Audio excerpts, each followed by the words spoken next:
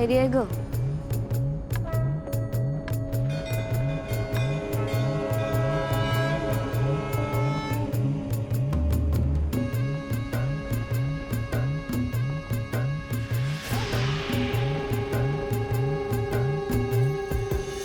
तुझ्या गावच्या आजी होत्या ना ग?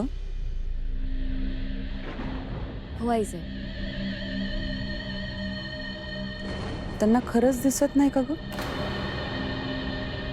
नाही म्हणजे एवढ्या रात्रीच्या अंधाराच्या आल्या होत्या म्हणून विचारलं.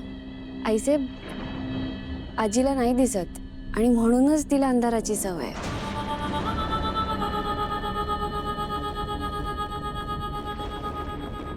काय सांगत होत्या तुला?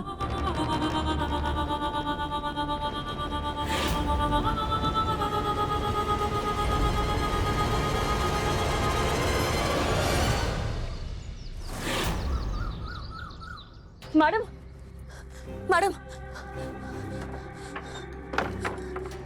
मॅडम मॅडम खूप मोठा प्रॉब्लेम झालाय. काय झालंय? मॅडम मॅडम ती मीरा, अहो ती मूर्ख झाली आहे. ती मला तिच्यासोबत कुठेतरी घेऊन चालली आहे. कुठे?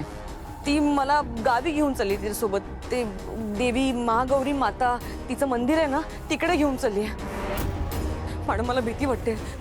ती मला काही करणार नाही ना? नाही म्हणजे अंबिकाला मी मारलंय हे अजून तिच्या मनातून गेलेलं नाहीये. देवी पुढे जा आणि मन मोकळं कर तुझं. हां,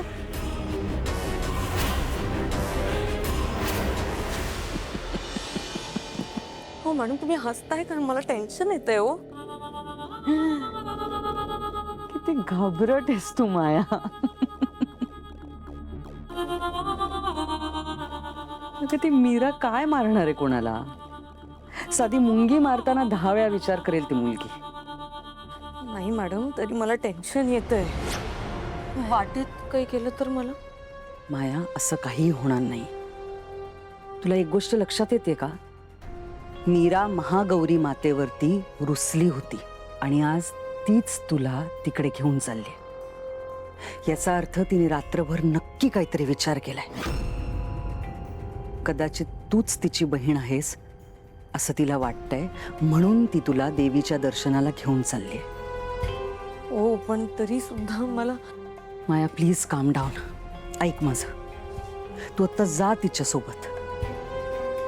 तिच्या मनात जागा करायची हीच एक उत्तम संधी आहे, कळतंय?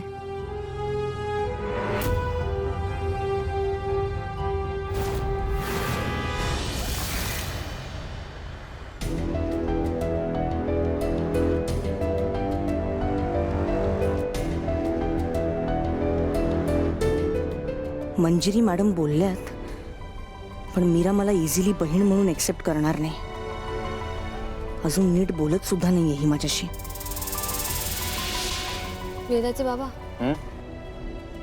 इथेच गाडी थांबवा.